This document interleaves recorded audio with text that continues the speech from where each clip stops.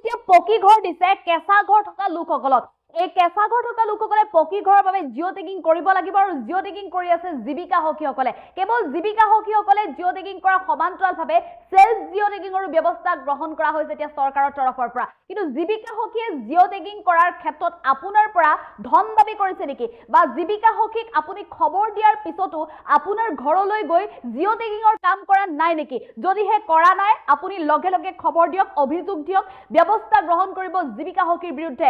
তাৎক্ষণিকভাৱে একশন লব এতিয়া জীৱিকা সখীৰ বিৰুদ্ধে, কিয়নো জীৱিকা সখীসকলক দায়িত্ব দিছে জিঅ' টেগিং কৰিবই লাগিব।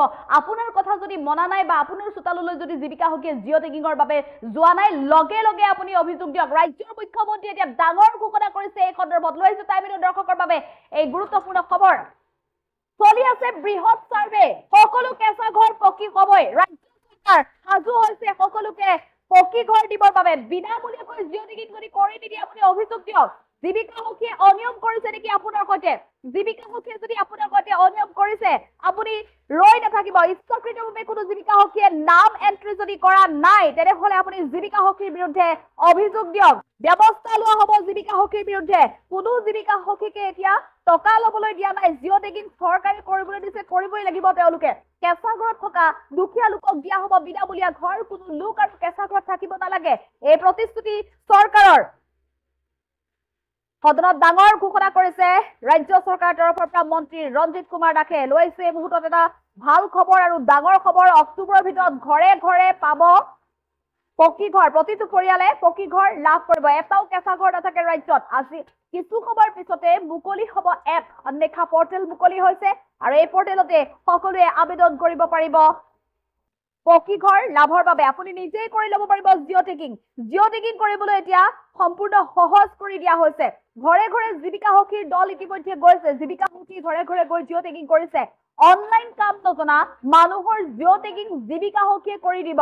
কিন্তু যিসকলে অনলাইন কাম জানে তেওঁলোকে নিজেই কৰক। ইচ্ছাকৃতভাৱে কোনো জীৱিকা সখীয়ে যদি জিঅ' টেগিং কৰা নাই বা কোনো ব্যক্তিৰ নাম যদি এন্ট্ৰি কৰা নাই, লগে লগে আপুনি খবৰ দিয়ক। ডাঙৰ ঘোষণা কৰিছে মন্ত্ৰী ৰঞ্জিত কুমাৰ দাসে যে জীৱিকা সখীসকলে এতিয়া নিজৰ জীৱিকা সখীসকলে গ্ৰামাঞ্চলসমূহলৈ গৈ সকলোৰে নাম অন্তৰ্ভুক্ত কৰিব লাগিব। প্ৰত্যেকৰ চোতালে চোতালে যাব লাগিব জীৱিকা সখী। যিসকল প্ৰকৃততে কেঁচা ঘৰত বসবাস কৰি থাকিবলগীয়া হৈছে তেওঁলোকে পকী ঘৰ লাভ কৰিবই লাগিব। আৰু এই ক্ষেত্ৰত জিঅ' টেগিং জীৱিকা সখীসকলক দায়িত্ব দিয়া হৈছে। সকলোৱে এতিয়া জিঅ' টেগিঙৰ বাবে সাজু হওক। আৰু আপোনাৰ গাঁওখনলৈ বা আপোনাৰ ঘৰলৈ যদি এতিয়াও জীৱিকা সখী যোৱা নাই তেনেহলে আপুনি লগে লগে খবৰ দিয়ক। জীৱিকা সখীৰ সৈতে যোগাযোগ কৰক। গ্ৰামাঞ্চলৰ অন্যান্য আপোনাৰ গাঁওখনৰ সমীপৱৰ্তী যিখন গাঁও আছে সেই গাঁওখনত আপুনি খবৰ কৰক জীৱিকা সখী সেইখন গাঁৱলৈ গৈছে নে নাই। যদি জীৱিকা সখী সেইখন গাঁৱলৈ যোৱা নাই তেনেহলে আপুনি আন এখন গাঁৱত সোধক। কিন্তু সেই গাঁওখনলৈ যাওঁতে আপুনি ফোন নাম্বাৰ লবলৈ নাপাহৰিব জীৱিকা সখীৰ। মুঠতে আপুনি যিকোনো প্ৰকাৰে জীৱিকা সখীৰ সৈতে যোগাযোগ কৰক। জীৱিকা সখীৰ সৈতে যোগাযোগ কৰাৰ পিছতো জীৱিকা সখী যদি আপোনাৰ ঘৰলৈ নাহে তেনেহলে আপুনি অভিযোগ দিয়ক। বা আপোনাৰ গাঁওখনলৈ, আপুনি যিখন গাঁৱৰ বাসিন্দা সেই গাঁওখনলৈ যদি জীৱিকা সখী গৈছে কিন্তু আপোনাৰ সৈতে যদি অনিয়ম কৰিছে বা আপোনাৰ ঘৰত ইচ্ছাকৃতভাৱে উপস্থিত হৈ তেওঁ জিঅ' টেগিং যদি কৰা নাই তেনেহলেও আপুনি অভিযোগ দিব পাৰিব। বা জিঅ' টেগিঙৰ বাবদ জীৱিকা সখীয়ে যদি ধন দাবী কৰিছে তেতিয়াও আপুনি অভিযোগ দিব পাৰিব। মুঠতে জীৱিকা সখীয়ে যদি আপুনি ঘৰ পোৱাৰ ক্ষেত্ৰত জিঅ' টেগিঙৰ ক্ষেত্ৰত যদি অনিয়ম কৰিছে আপুনি ভয় নকৰিব, লগে লগে চৰকাৰে একশন লব। মাত্ৰ আপুনি অভিযোগ দিয়ক, ফোন কৰি দিয়ক, সংশ্লিষ্ট বিভাগক দিয়ক, আপুনি মেছেজ কৰি দিয়ক। এতিয়াতো ৰাজ্যৰ মুখ্যমন্ত্ৰী গৰাকীকো আপুনি পোনপটীয়াকৈ যোগাযোগ কৰিব পৰাকৈ ব্যৱস্থা গ্ৰহণ কৰি দিয়া হৈছে। পোনে পোনে মুখ্যমন্ত্ৰীক যোগাযোগৰ বাবে ফেচবুক, ইনষ্টা আদি বিভিন্ন মাধ্যম মুকলি কৰি দিয়া হৈছে। য'তে ত'তে আপুনি মেছেজ কৰিব পাৰিব, খবৰ দিব পাৰিব। মাত্ৰ অনিয়ম কোনো কাৰণত আপুনি হ'বলৈ নিদিব।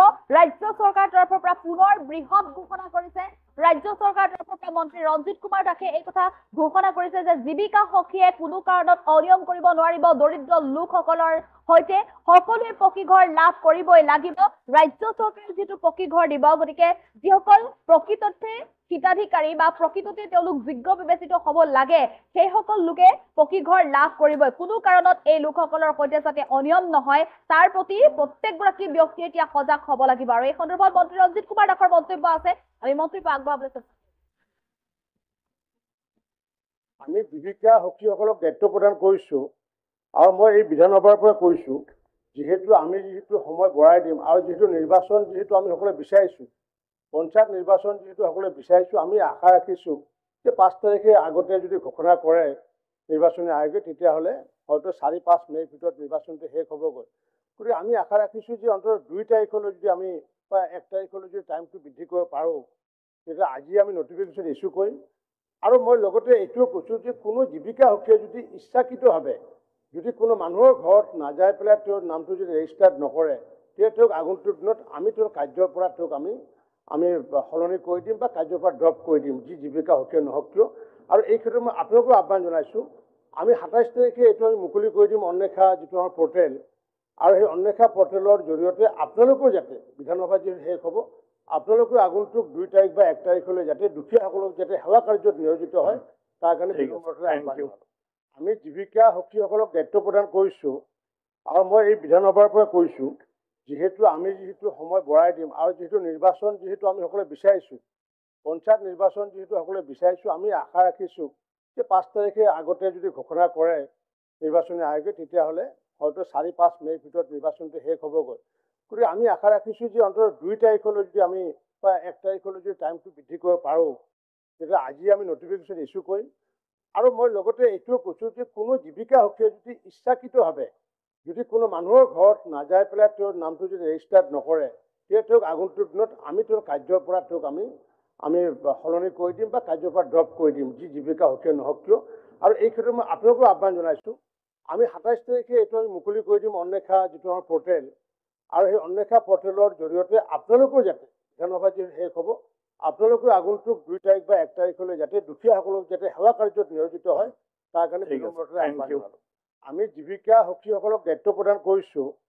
আৰু মই এই বিধানসভাৰ পৰা কৈছোঁ, যিহেতু আমি সময় বঢ়াই দিম আৰু যিহেতু নিৰ্বাচন আমি সকলোৱে বিচাৰিছোঁ, পঞ্চায়ত নিৰ্বাচন সকলোৱে বিচাৰিছোঁ, আমি আশা ৰাখিছোঁ যে 5 তাৰিখে আগতে যদি ঘোষণা কৰে নিৰ্বাচনী আয়োগে, তেতিয়াহ'লে হয়তো 4-5 মে'ৰ ভিতৰত নিৰ্বাচনটো শেষ হ'বগৈ।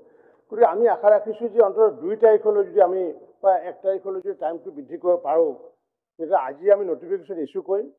আৰু মই লগতে এইটোও কৈছোঁ যে কোনো জীৱিকাসখীয়ে যদি ইচ্ছাকৃতভাৱে যদি কোনো মানুহৰ ঘৰত নাযাই পেলাই তেওঁৰ নামটো যদি ৰেজিষ্টাৰ্ড নকৰে, তেতিয়া তেওঁক আগন্তুক দিনত আমি তেওঁৰ কাৰ্যৰ পৰা তেওঁক আমি সলনি কৰি দিম বা কাৰ্যৰ পৰা ড্ৰপ কৰি দিম, যি জীৱিকাসখীয়ে নহওক কিয়। আৰু এই ক্ষেত্ৰত মই আপোনালোকো আহ্বান জনাইছোঁ, আমি 27 তাৰিখে এইটো আমি মুকলি কৰি দিম অন্বেষা যিটো আমাৰ পৰ্টেল, আৰু সেই অন্বেষা পৰ্টেলৰ জৰিয়তে আপোনালোকেও যাতে বিধানসভা যিহেতু শেষ হ'ব, আপোনালোকেও আগন্তুক 2 তাৰিখ বা 1 তাৰিখলৈ যাতে দুখীয়াসকলক যাতে সেৱা কাৰ্যত নিয়োজিত হয়, তাৰ কাৰণে আমি জীৱিকা সখী